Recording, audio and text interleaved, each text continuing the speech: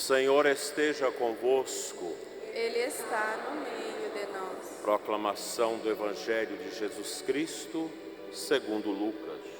Glória a vós, Senhor.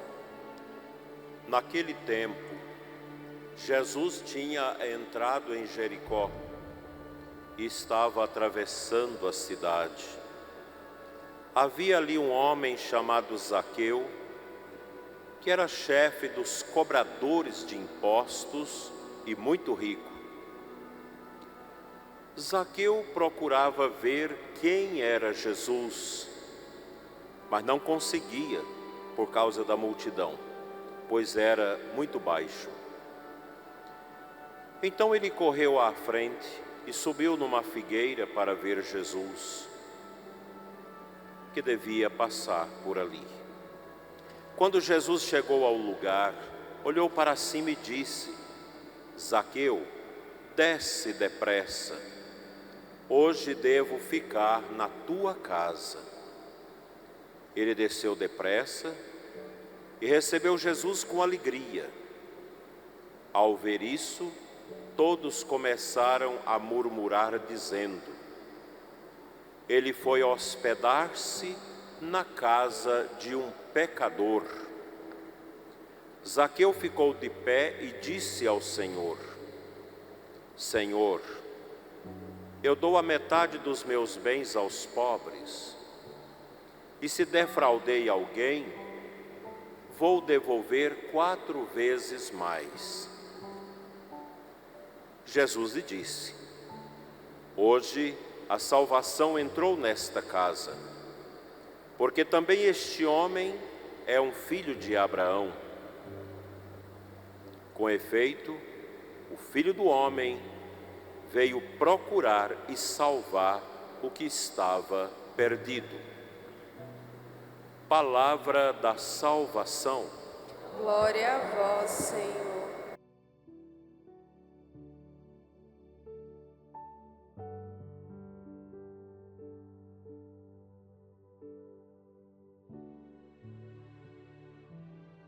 Amados irmãos, diletos radioouvintes e internautas, a passagem que acabamos de ouvir do Santo Evangelho, ela é única no Evangelho de Lucas. Somente São Lucas narra esta passagem de Jesus com Zaqueu. Para quem conhece a Terra Santa, a cidade de Jericó, uma das mais antigas do mundo, com cerca de 10.000 anos de existência, fica cravada entre as montanhas do Rio Jordão. Um lugar muito quente, muito deserto, mas sempre foi uma cidade próspera, como o era no tempo de nosso Senhor Jesus Cristo. Foi ali também que nosso Senhor curou o cego, aquele que ficava esmolando na entrada da cidade. E aqui eu me pergunto, como que Zaqueu, um cobrador de impostos, um ladrão, como Jesus fala no Evangelho, que fraudava os impostos, a coletoria, como que este homem sentiu vontade de estar com Jesus, de ver Jesus? Tudo indica que Zaqueu, quando nosso Senhor esteve em Jericó e curou o cego, viu o cego curado, e aquilo impressionou seu coração. E certamente era um homem atormentado, porque quem vive no pecado vive o tormento da sua consciência. Sobremaneira quando é no campo da desonestidade, quando você defrauda as pessoas, quando você rouba, a consciência não para de acusar a miséria. E a angústia de Zaqueu o fez ir até Jesus. Quem é este homem, baixinho, ansioso, do evangelho de hoje. É um publicano. Diferente daquele homem que rezava compungido no domingo passado no evangelho. E nós ainda lembramos. Aquele publicano que no fundo da sinagoga dizia: Senhor, eu não sou nada, eu sou miserável. Um publicano é um pecador público, cobrador de impostos para os romanos e por isso odiado pelos judeus. O Império de Roma arrancava do coração da sociedade o que podia de impostos. E os judeus, subjugados pelos romanos, odiavam-nos. Os publicanos muitas vezes extorquiam o povo. Talvez fosse o caso de Zaqueu, pois ele era chefe dos publicanos e muito rico, como diz o Evangelho. E por isso, tanto mais odiado, porque o povo via a sua riqueza e sabia, não é fruto do trabalho honesto, é fruto da desonestidade. Isso é comum nos nossos dias. Quando nós vamos aos litorais do Brasil e as pessoas dizem: ali é a casa de fulano, de ciclano, senador, ex-governador, etc, etc. Há sempre um espraguejamento do povo contra esta gente desonesta e imunda. Pois bem, é um homem assim que correu e subiu num sicômoro, numa figueira, para ver quem? Para ver Jesus. Imaginemos a cena. Zaqueu esquece sua riqueza, sua fama, sua posição.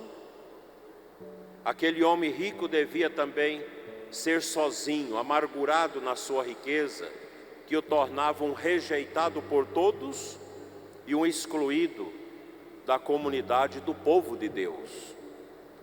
Zaqueu certamente ouvira falar de Jesus, de sua misericórdia, de sua bondade, de sua mansidão, da cura realizada no cego. Não era ele que escolhia os pecadores? Não era ele que comia com os publicanos? Não tinha ele um publicano, Mateus, como um dos 12? Por isso ele cria coragem de ir até Jesus, nem que fosse escondido, como Nicodemos, que foi ver Jesus de noite porque tinha vergonha, era um príncipe dos judeus. Quem dera que fôssemos assim, que não deixássemos o Senhor Jesus passar em vão no caminho de nossa vida. E aí vinha Jesus. O coração de Zaqueu certamente disparou. Jesus vai passando, acompanhado, cercado por uma multidão barulhenta. Aí então, para surpresa de todos e desespero de Zaqueu, ele para, olha para cima. Imaginemos os risos, a mangação, o abuso, a situação de ridículo no qual o pobre Zaqueu se encontra diante daquela turba. Mas Jesus é surpreendente, Ele sempre nos surpreende e Ele é maravilhosamente surpreendente. Zaqueu, chama-o pelo nome, conhecia-o, desce depressa, hoje eu devo ficar na tua casa. Era demais para Zaqueu, o mundo desaparecera. Aquela palavra do povo, a zombaria do povo, não tinha mais importância para ele. Naquela hora, naquele momento, só existia Jesus e ele. A experiência de ver Jesus, de ser olhado por Jesus, o torna cego para a multidão que caçoava dele. E Jesus o chama pelo nome. Enquanto todos o rejeitavam, Jesus o chama pelo nome, como a um amigo, como a um conhecido, e oferecia-se para ir visitá-lo, para hospedar-se na sua casa. E ele desce rapidamente, às pressas, para receber Jesus com alegria. Contemplemos, meus irmãos, o amor de Deus, amor misericordioso que alegra, que renova, que transforma a existência de cada pessoa que encontra Cristo. E assim dá um novo sentido às nossas vidas. Qual o resultado da visita de nosso Senhor a Zaqueu? O que resultou deste acolhimento? Zaqueu vai dizer para Jesus: Senhor, eu dou a metade dos meus bens aos pobres. E se defraudei alguém, vou devolver 4 vezes mais. Aqui é uma referência ao livro do Deuteronômio, onde dizia que quem rouba deve devolver 4 vezes mais. Zaqueu faz a experiência de Deus. Zaqueu acolheu o amor, deixou-se amar, e agora transborda em arrependimento, amor e misericórdia para com os outros. Eu vou ajudar quem eu roubei, vou devolver o que eu roubei. Que pena, o povo, os seguidores de Jesus não compreenderam isso e começaram a murmurar contra Cristo. Como que ele vai na casa de um pecador? Por que ele vai à casa de um ladrão? Quem dera, meus irmãos, que da escuta desta palavra nós também possamos aprender que o nosso Deus age na nossa vida e a gente precisa compreender como é o agir de Deus. Pensemos no coração de Deus, não a partir dos nossos sentimentos, porque nós somos medíocres, mesquinhos, nós somos falhos, nós somos cheios de defeitos, nós pensamos pouco na morte e na insignificância da nossa vida neste mundo. E a gente precisava dizer: Senhor, o mundo inteiro diante de Ti é como um grão de areia na balança, uma gota de orvalho da manhã que cai sobre a terra. E no entanto, Ele se inclina com carinho sobre o mundo, dele cuida, sustenta-o, compadece-se de suas criaturas e nos perdoa as loucuras, ingratidões e pecados. De todos nós Deus tem compaixão,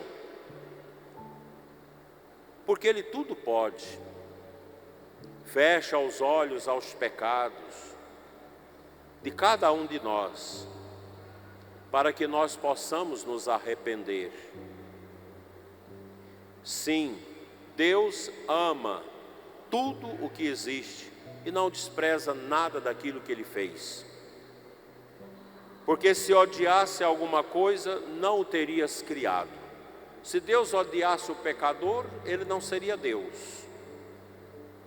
Admirado, o autor deste evangelho exclama: a todos tu tratas com bondade, porque tudo é teu, ó Senhor, amigo da vida. Amigo da vida, que título maravilhoso. Um Deus que somente é glorificado na nossa alegria, na nossa vida. Um Deus que sorri para nós, com o sorriso de Zaqueu. Um Deus que se oferece para entrar na casa do nosso coração, no coração de todos nós que somos pecadores e às vezes perdidos. Quem dera, meus irmãos, que fôssemos como Zaqueu, que desejássemos sempre ver Jesus. Peçamos a graça de poder abrir a porta do nosso coração, que acolhendo o amor de Deus muda as nossas atitudes, como mudou a vida desse publicano. São Paulo deseja, na segunda leitura de hoje, que o nome de Jesus seja glorificado em nós, na nossa vida. Seja glorificado. Para isso é preciso abrir essa nossa vida fechada, mesquinha e cansada para Deus. Ele vem a nós cada dia. Ele passa na nossa vida e na vida de tantos e de muitos modos. Na palavra, nos irmãos, nas situações, nos desafios, nos sofrimentos e nas provações. Quem dera que nós possamos aprender a reconhecer nosso Senhor nas mais difíceis situações da nossa vida. Saber acolhê-lo, saber glorificá-lo e preparar bem a nossa vida para os fins dos tempos. Nós estamos caminhando para o final dos tempos. O mundo geme sob o pecado da ingratidão a Deus. E nós cristãos, esse pequeno resto que quer ser fiel a Cristo, não pode desanimar. Nós estamos num tempo em que precisamos ser mais próximos uns dos outros. Chamar o irmão, o vizinho para um momento de oração na sua casa. Recitar o terço, ler um trecho da Bíblia, visitar um doente, reunir as famílias, não somente para comer, mas para orar. Vamos pensar no Natal deste ano que se aproxima. Quem sabe é uma oportunidade de Cristo visitar muitas das nossas famílias. Não vamos ficar centrando nossa vida, a vida da nossa comunidade na comilança do Natal. Mas vamos dar espiritualidade. Nós precisamos viver a espiritualidade nesses tempos. O mundo está caindo aos pedaços. As dificuldades são muitas. Muitos desafios que vêm sobre a humanidade, sobre as famílias, sobre a fé, sobre a igreja. E os tempos requerem muito amor entre nós, muito amor nas comunidades, nas pastorais, nos grupos, para que nós possamos combater o bom combate da fé, da esperança e do amor. Que a Imaculada Conceição nos ajude a atravessar os tempos difíceis, segurando na oração de uns dos outros, amando uns aos outros cada vez mais e tendo no altar da Eucaristia a nossa força diária, a nossa força semanal, para dizer sempre: Senhor, aqui eu estou, à sua disposição e dos meus irmãos. Amém.